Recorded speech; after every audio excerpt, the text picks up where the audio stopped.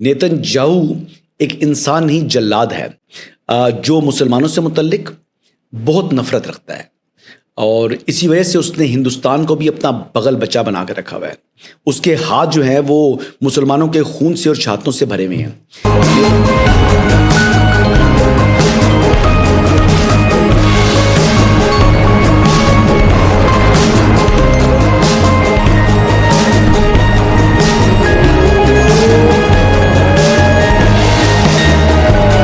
इस बात में किसको शुबा है कि अगर आज अखंड भारत बनाने के रास्ते में कोई रुकावट खड़ी है तो वो पाक फौज है। इस बात में किसको शुबा है कि अगर ग्रेटर इसराइल बनाने के रास्ते में कोई मुसलमान ताकत खड़ी है तो वो पाक फौज है। ईरान की तबरीज में तेल रिफाइनरी पर इजराइल ने अटैक किया है।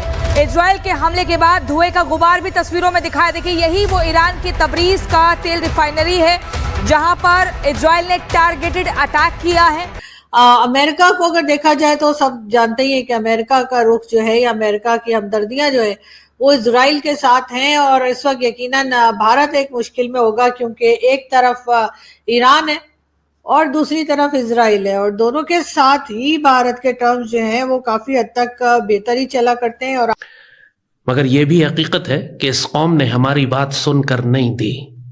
ये भी हकीकत है कि इस कौम ने आने वाले ग़ज़वा हिंद के लिए कोई तैयारी नहीं की और ये भी हकीकत है कि हमारा दुश्मन हमसे ज़्यादा इन अहादीस पर ईमान रखता है और इसीलिए वो हमको रोकने के लिए, अखंड भारत बनाने के लिए हमको ख़त्म करना चाहता था। तो बात यह है कि अभी ताकत हम भी हैं, एटम बम उनके पास भी है, हम दोनों एटॉमिक पावर है।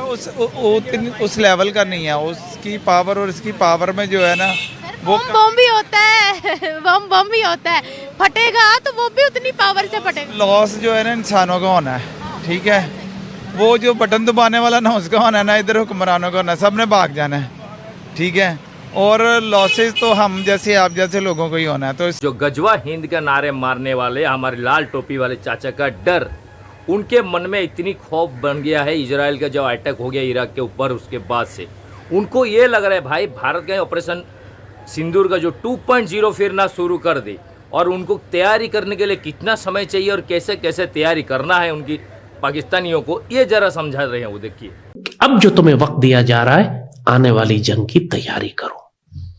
तैयारियां एक दिन में नहीं होती, एक हफ्ते में नहीं होती। आपने अगर कौम की पूरी नस्ल को तैयार करना है कि वो मुजाहिद बने और पाक फौज के साथ खड़े हों तो इसमें वक्त लगता है। आपने अगर खुराक के और गले के और फ्यूल के और ईंधन के जखीरे जमा करने हैं, असलहे के जखीरे जमा करने हैं तो इसमें वक्त लगता है। ये रातों रात का काम नहीं है। तो जो वक्त अल्लाह आपको दे रहा है, ये झड़पें को बीच में अगर वक्फा आता है, गनीमत जाने, अल्लाह का शुक्र अदा करें कि उसने आपको फुर्सत मजीद थोड़ी सी दे दी है। इस बार इजराइल ने ठोक दिया अच्छी तरीके से इनको। पर ये स्टीव विटकॉफ जब ये बातचीत कर रहा था, इसको भी पता था कि जो सामने मेरे बैठ के बातचीत कर रहा है ये ठुकने वाला है। रिमोट कंट्रोल से इजराइल में बैठा हुआ एक बंदा बटन दबाता है, यहां पे तेहरान के पास या किसी और शहर के पास एक इजरायली मिसाइल जाती है और उनके सरफेस टू एयर मिसाइल के पूरे सिस्टम को बर्बाद कर देती है। मोसाद जो है वो तेहरान के इर्द गिर्द ही ड्रोन बेस भी ऑपरेट कर रही थी कई सालों से, उनको पता ही नहीं था। तो इस वक्त आपको पता है कि मोसाद के पास पैसा बहुत है और पैसा इंसान की बड़ी कमजोरी होती है, खासकर डेवलपिंग कंट्रीज और भूखे ममालिक के अंदर। अल्लाह ना करे अगर ये पाक फौज तबाह होती है तो फिर आलम इस्लाम में कौन सी ऐसी ताकत है जो हिंदू मुशरिकों को अखंड भारत बनाने से रोक सके। ईरान के सैन्य ठिकानों और न्यूक्लियर ठिकानों को ध्वस्त कर दिया। इजराइल ने 200 फाइटर जेट से 300 हवाई हमले किए। इसके बाद ईरान में खलबली मच गई, तेहरान धुआं हो गया। इसराइल ही वो मुल्क है जिसने इंडिया को न्यूक्लियर पावर बनाया। जो मई के फर्स्ट अटैक्स थे उससे लेकर एंड तक इसराइल ने जो है वो मुकम्मल पुष्टपनाही की हिंदुस्तान की। उसकी हिंदुस्तान के साथ दोस्ती या जो ताल्लुकात है ज़्यादा मजबूत है, वो उसकी वजह यह है कि वो पाकिस्तान को अपना दुश्मन तस्वर करता है। भाई साहब, जैसे इजराइल ने इराक के ऊपर, भाई ईरान के ऊपर हमला चालू कर दिया है, ताबड़तोड़ हमला किया है, इस बात का सबसे ज़्यादा डर पाकिस्तानियों के अंदर बैठ गया भाई। उनको ये डर लग रहा है कहीं इजराइल फिर इंडिया के साथ मिलके ऑपरेशन सिंदूर 2.0 ना चालू कर दी। और हमारे जो लाल टोपी वाले चाचा जैद हमीद जी, इनकी तो बोलिए मत, सबसे ज़्यादा डर तो इनके मन में बैठ गया और इतनी खौफ है भारत को लेके, उनको लगता है कहीं भारत फिर हमें अखंड भारत में ना जोड़ दे भाई। को रोकने और तबाह करने के लिए ये जब से पाकिस्तान बना है उस वक्त से इस पाकिस्तान को ये तबाह करने की साजिशें और कोशिशें कर रहे हैं। ये ज्यादा जानते हैं हमारे दीन को हम पाकिस्तानियों के मुकाबले में। आगे जो होने जा रहा है, ये जो सिलसिला शुरू हुआ है अब ये खत्म नहीं होगा। ये एक तवील सिलसिला चलेगा, पहले छोटी छोटी जंगों का और उसके बाद आखिर में ये एक फैसला कुन घमसान की जंग में तब्दील हो जाएगी जो शायद एटमी जंग बन जाए। अब ज़हनी तौर पर, रूहानी तौर पर, जिस्मानी तौर पर, अस्करी तौर पर इस कौम को इसके लिए तैयार होना है। जो डिफेंस मिनिस्टर साहब हैं ख्वाजा आसिफ साहब, उनका भी यही कहना है कि पाकिस्तान जो है वो हर तरह से ईरान का साथ देगा। पाकिस्तान हर तरह से ईरान के साथ खड़ा है, लेकिन कब तक खड़ा है और किस तरह से मदद करेगा ये बात बहरहाल ख्वाजा आसिफ साहब ने नहीं बताई है। कैसे करेंगे इंडिया में? क्यों मेरी बात सुनिए, हम लोग पीस क्यों नहीं चाहते? अब तो अमन की बात करनी चाहिए ना। इतना नुकसान होगा अगर जंग होगी तो।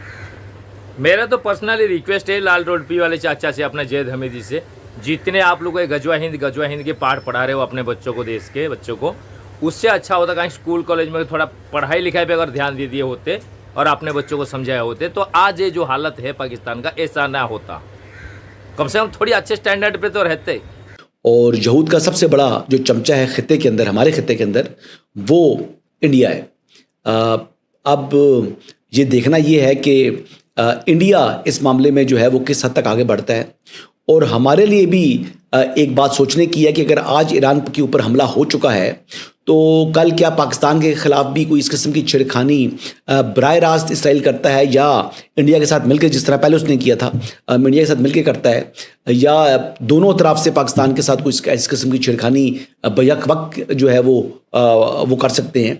तो ये तमाम की तमाम चीज़ें हमें भी कैलकुलेट करनी है, हमें देखने में बड़े कीनली मोनिटर करना है इन चीज़ों को। तो ये तवील चलेगी, जल्दबाजी ना करें, शोर ना मचाएं। जितना वक्त अल्लाह देता है इसको तरबियत के लिए इस्तेमाल करें। पाकिस्तानी कौम बहुत जल्दबाज है, क्यों नहीं हो रहा, जल्दी क्यों नहीं कर रहे। ये लंबी जंग है और खुरेज जंग होगी। अभी आप सेलिब्रेट कर रहे हैं, पहली जंग में अल्लाह ने आपको विक्ट्री दी है, लेकिन इस बात को ज़हनी तौर पर तैयार रहें कि आने वाले मार्कों में चूंकि दुश्मन ज्यादा तैयार होकर, मुनज़्ज़म होकर, ज्यादा बड़ी ताकत से हमलावर होगा, तो हो सकता है हमें बहुत ज्यादा नुकसान भी उठाना पड़े। जिस तरह फ़लस्तीन के मुसलमान शहीद हो रहे हैं, वैसी शहादतें हमारे शहरों में भी आएंगी। तो फ़लस्तीन के मुसलमानों से सीखें। क़यामत टूट पड़ी उनके ऊपर, लेकिन उन्होंने अल्लाह से शिकायत नहीं की, इस्तकामत के साथ, जुर्रत के साथ, सब्र के साथ खड़े। तो आपने भी इसी तरह खड़े होना है। पता नहीं इन लोगों को क्यों ऐसा लगता है कि भारत पाकिस्तान के पीछे हाथ धो के पड़ गया है और पाकिस्तान बहुत तरक्की कर रहा है तो भारत उसका तरक्की से इतनी जलता है कि भाई उनको, मतलब उनका देशों में शांति से उन्हें रहने नहीं देता है, जबकि सच्चाई इसका उल्टा है। ध्यान रखिए, हमारे भारत, हमारे देश के लोग, आम आदमी से लेकर डिप्लोमेट जयशंकर तक पाकिस्तान को दुश्मन ही नहीं मानते भाई। बोलते हैं उनकी बात मत करो यार, उन लोगों की बात करके अपना नाम खराब होता है, अपना जवान खराब हो जाता है। मतलब उनको भिखारियों में गिनती करके ले रहे। और ये पता नहीं अपने आप को कौन सी तरीक़ा से क्या टेक्निक यूज करते हैं भाई, और किस लॉजिक पे बोलते हैं। इतने बड़े बड़े हाँकते हैं कि हम फलाना है, हम ढिमका है, जबकि दुनिया में कोई उनकी कोई पूछ ही नहीं है। जहाँ जाते हैं भिखारी के जैसा भीख मांगने जाते हैं, प्रधानमंत्री से लेकर आर्मी चीफ तक सब भीख मांगने फिरते हैं। लेकिन इनको, इनके देश के पब्लिक लोग को, आम आदमी को इतने, मतलब ऐसे चीज़ें पढ़ा दिया है शुरू से ही, पिछले 76 सालों से कर रहे हैं ये लोग ये काम। तो आम आदमी सच्चाई है ये सब जानने की ज़रूरत की कोशिश ही नहीं करता है। उसको लगता है नहीं भाई, हम बहुत बड़ा देश है, बहुत बड़ी इकोनॉमी है हमारे बहुत बड़ी पावर है। पता नहीं अपने आप को खुद ही सुपर पावर बना रहे हैं भाई।